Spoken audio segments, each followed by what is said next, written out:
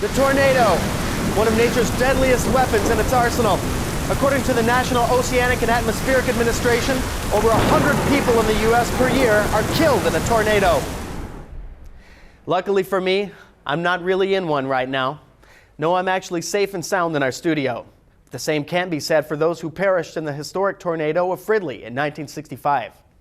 For the next half hour, we'll get to talk to experts on that historic disaster, as well as living survivors. We'll even find out how people today are commemorating the 50th anniversary of that deadly storm. All that and more on this episode of It's Your History.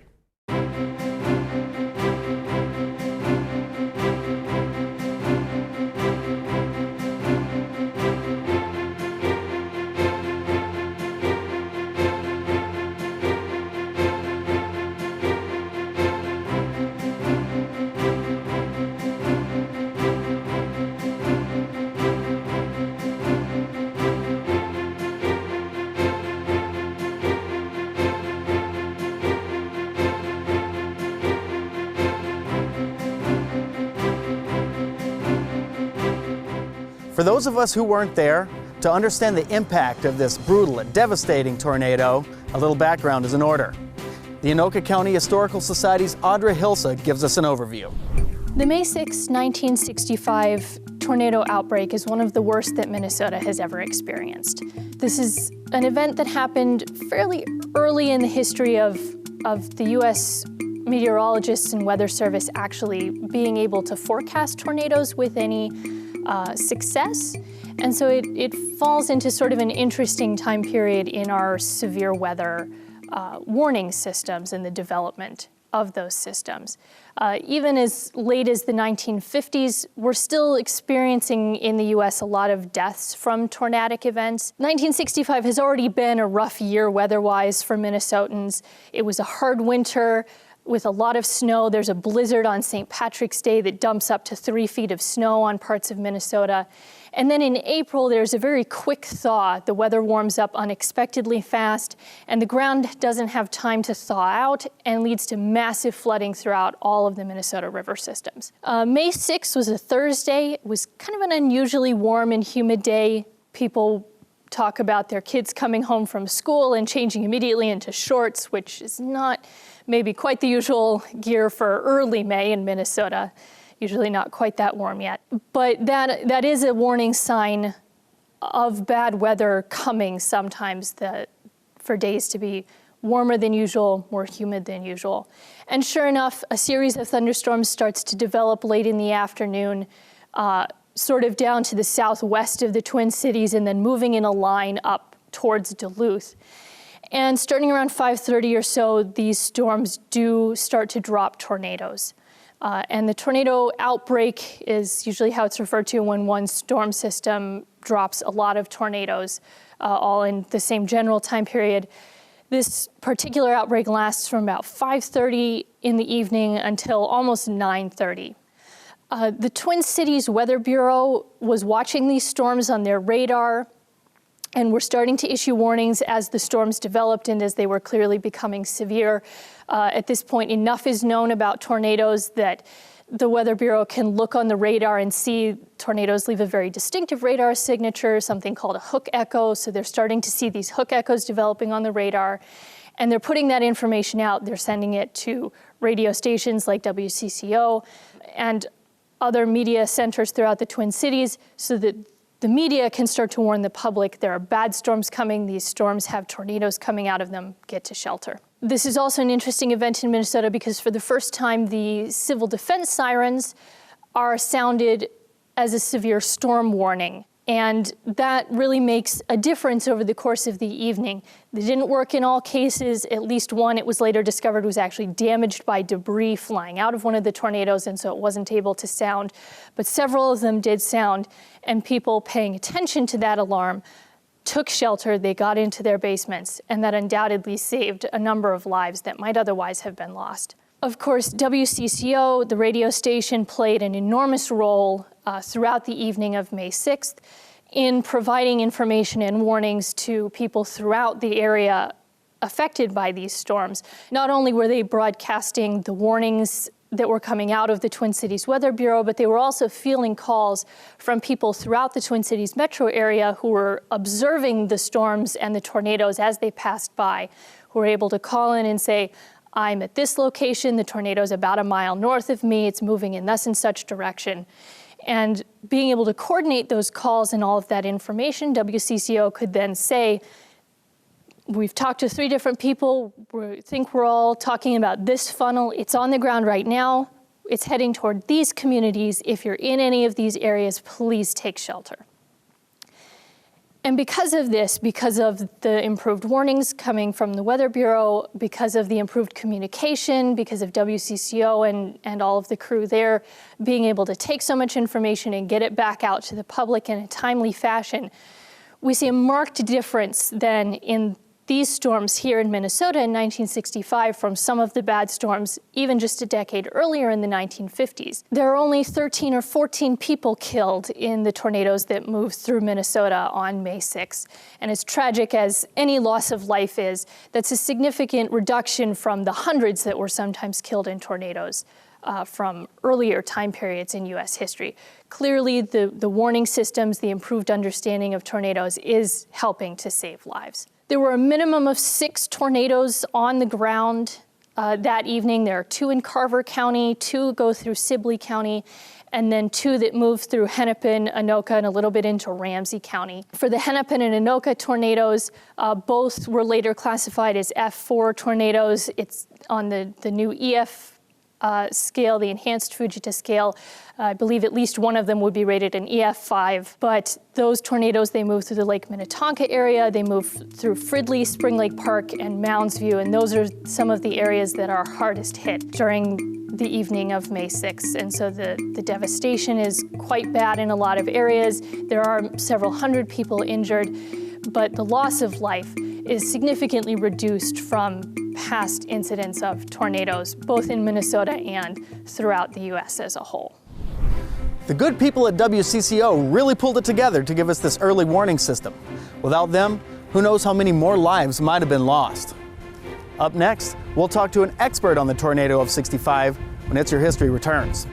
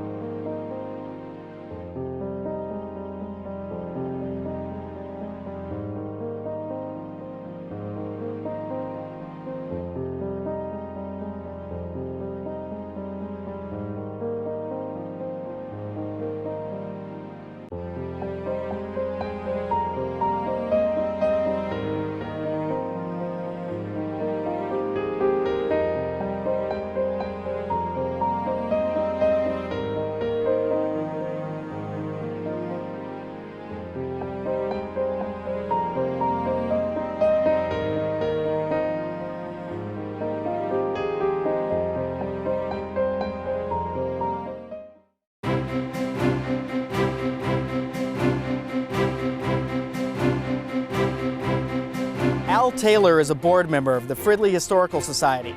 Not only did he write the book on the historic Fridley tornado, he wrote 2 of them. We'll get a chance to catch up with Al next.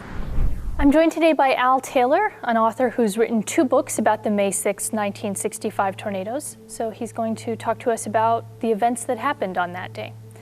So hi Al, glad you could join us. Thank you, glad to be here. Yeah. So shall we start with just what happened on May 6, 1965? Well, it was the worst swarm of tornadoes that ever hit the Twin Cities. And what I mean by swarm is multiple tornadoes that came down. Officially, there were 6 tornadoes that came down, and at least 24 that we know of tornado touchdowns that were on radar. And this was a culmination of a severe winter that broke all records for snowfall and cold, and also we had the worst flooding in Minnesota history prior to the event. I was 6 years old when it hit, and it affected me where it drove my interest in storms. Can you tell us about any stories that have really stayed with you? You've written 2 books about this, and the books include a lot of just stories from people who survived the tornadoes. Well, the 2 books I wrote were The Night the Sirens Blew, and that was the first one, and the reason why I named it The Night the Sirens Blew was the storm sirens were installed in 1959, but they had never been used. And May 6th, 1965 was the first time they had ever been used. So the reason why the fatality count was so low, people actually thought we were being bombed by Russia. And the second book was The Hidden Revealed. In there again, it talks about all the miracles of people walking away from a seemingly certain death. One of the stories that sticks out in my mind is Lou Kendall. And her husband was the pastor of the Fridley Methodist Church at the time. And he was out, helping families, dig out of the rubble, and he didn't know that his own family had been hit. Lou happened to go upstairs and to retrieve a flashlight when the tornado hit. She remembered being picked up and thrown, and she woke up. She had 6 broken ribs, punctured lung, barely alive, and they brought her in. There was 1 seat left in the ambulance to bring her to North Memorial, who happened to have a chest surgeon on duty. Just amazing. And she had poor eyesight, and the thing that I remember about the story is Lou was telling her husband, "Can you get me a pair of glasses?" And it's because she was in the hospital for a month. Anyway, so they're digging around the rubble, and there was a piece of sheetrock in the backyard, and her glasses were stuck in the sheetrock. Not scratched up, not broken, anything. So they brought the glasses back to her. So you've talked a little bit about, you got interested in this because the tornadoes happened when you were young. What was the more immediate impetus that got you to write 2 books about it? The event is 50 years old now, and there were many people around at that time. They're still alive today, but many are dying off. And being a history buff and history interest, of mine, I wanted to make sure that these stories were told. A lot of families refer to it as BT and AT, before a tornado and after a tornado. Sure. And it really did change their lives. Okay. And also the face of the communities it hit. Yeah. Well, thank you so much for coming in and speaking to us today. Well, I'd like to invite you and anybody else that's watching this program to a 50th anniversary program that's going to be held on the actual night, May 6th, 2015, at the Fridley Community Center. And there again, they can get a hold of the Anoka County Historical Society or the Fridley Historical Society for more details. All right. Well, thank you very much. Thank you. May 6, 1965 was a pretty horrific night for a lot of people, not just in Anoka County, but also in sort of the western metro region of the Twin Cities. And there were unfortunately some very tragic deaths, but also, as we've heard from Al Taylor, some very amazing survivor stories as well. So please check out Al's books. They're very interesting and have lots of good stories in them. Thanks to folks like Al Taylor who've documented these events, they'll be preserved for prosperity and not forgotten.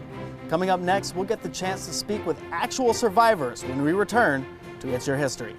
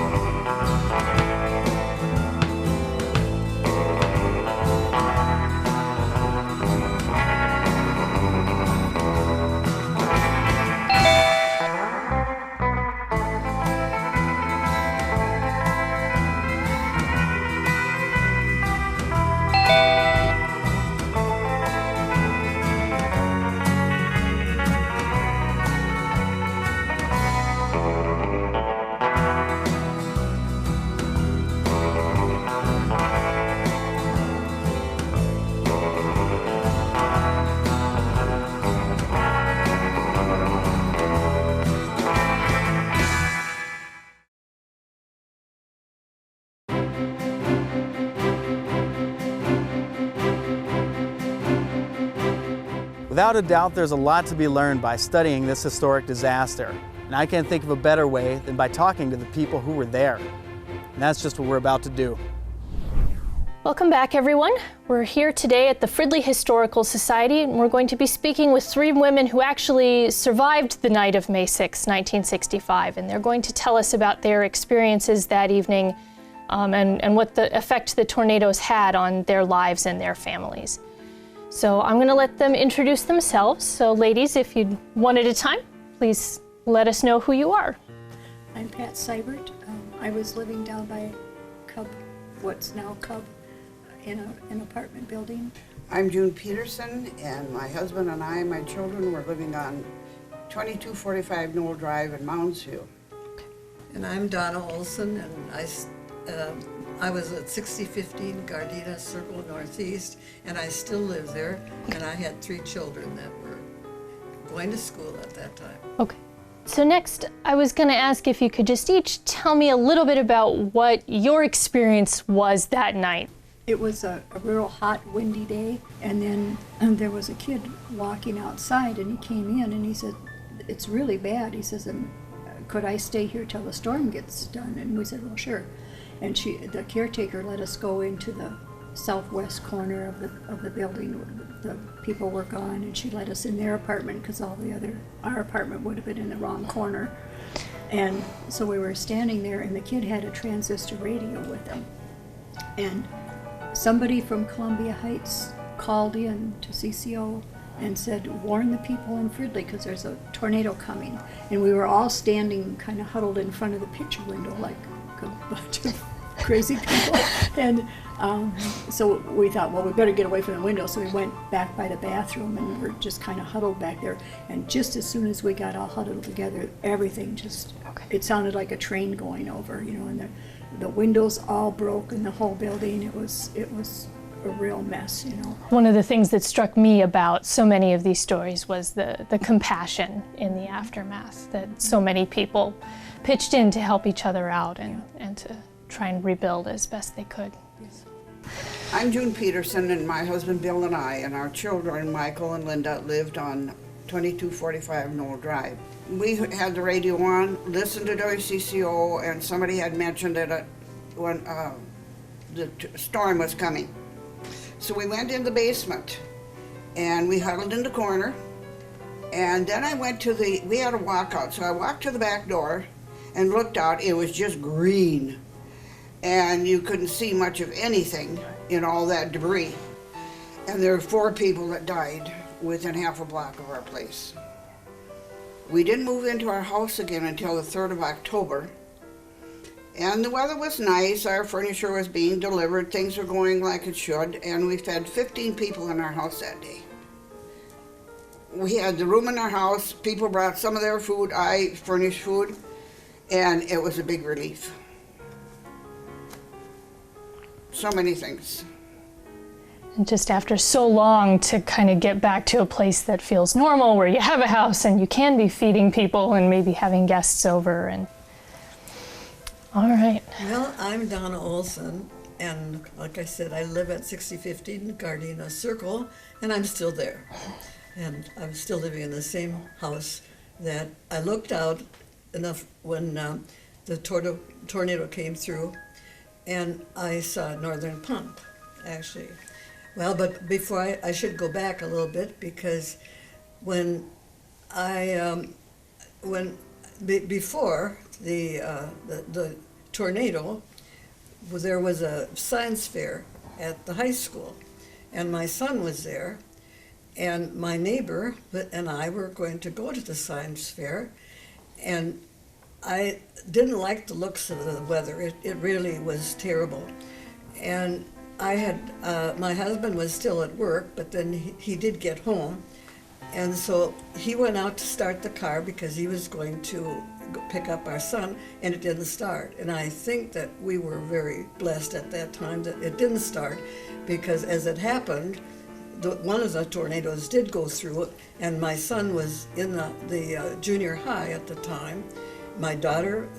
Both my daughters were with me yet.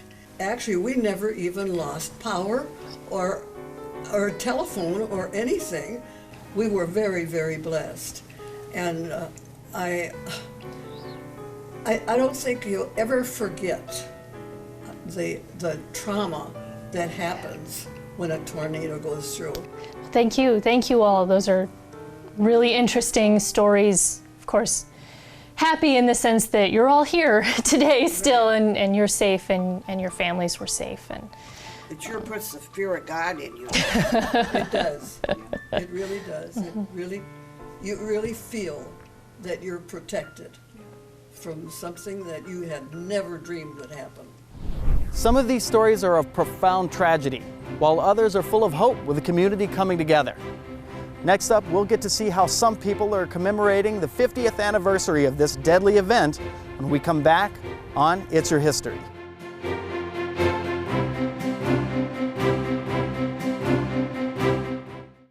I eat healthy enough most days. I don't need to exercise, right? False. Less than 5% of adults participate in at least 30 minutes of physical activity each day. I don't have time to exercise. False. The average American watches over 5 hours of TV a day. Plenty of time to hit the gym. I walked to class today. That's enough exercise, right?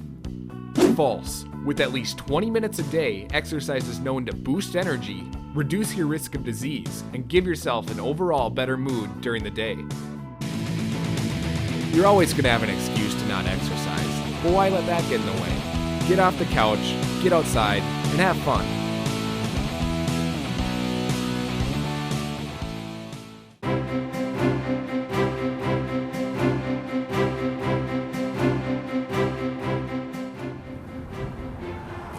It should come as no surprise that such a significant historical event should be commemorated to this very day.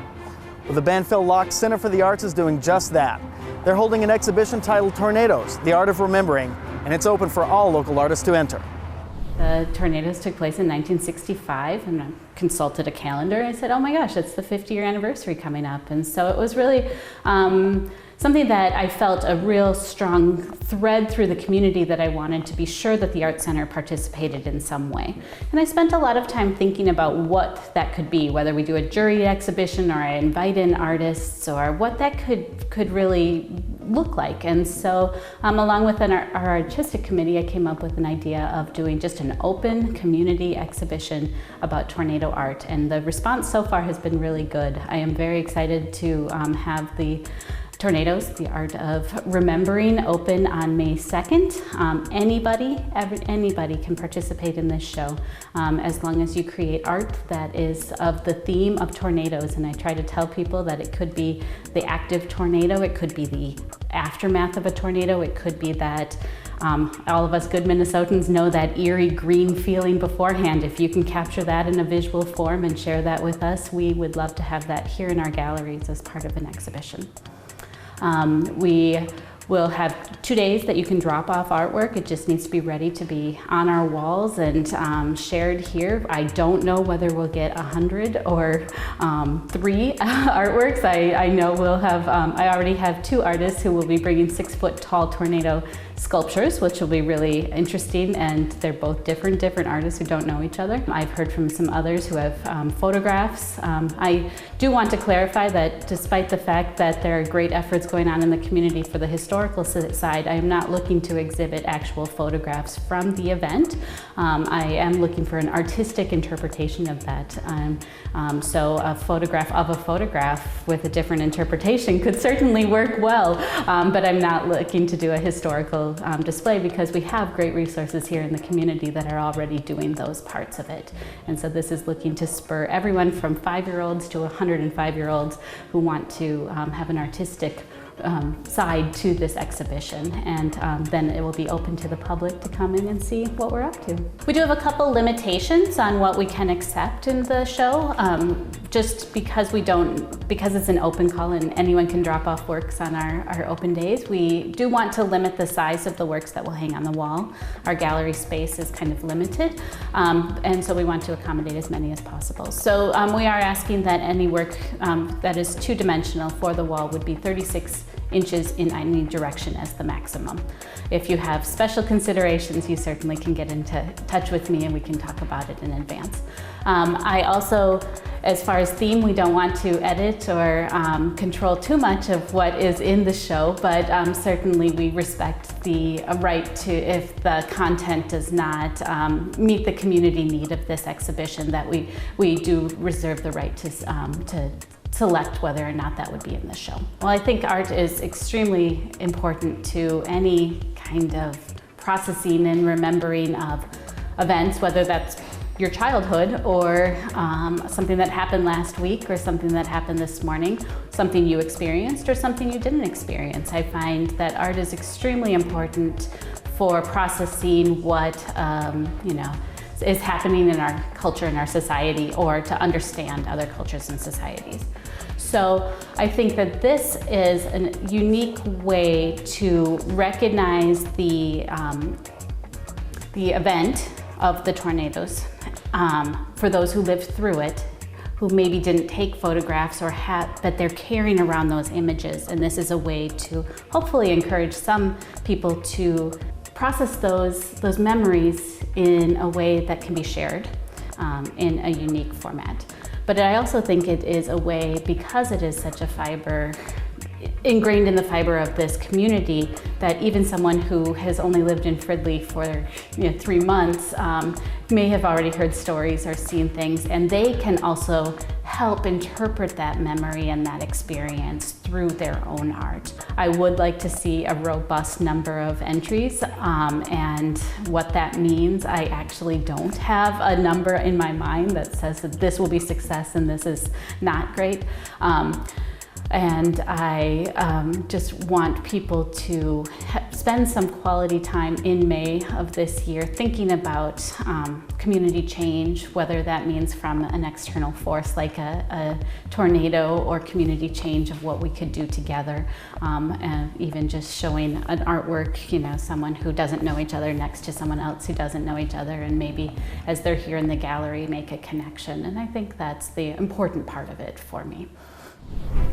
This sounds like an amazing opportunity for local artists, as well as for local people who would like to see this historic tornadic event through the lens of local art.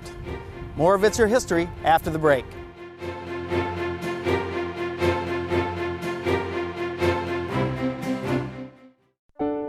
Allison is my friend. We met in school when we were younger and grew up together. We did everything together. Then one day something happened, and people started to tease her, being really mean. At first she would pretend it was no big deal, that it didn't hurt her. But after a while it started to get to her. Her grades started to slip, and she used to be such an awesome student. Then she stopped talking to everyone, even me. Now she's not around anymore, and I miss her so much. Allison was my friend.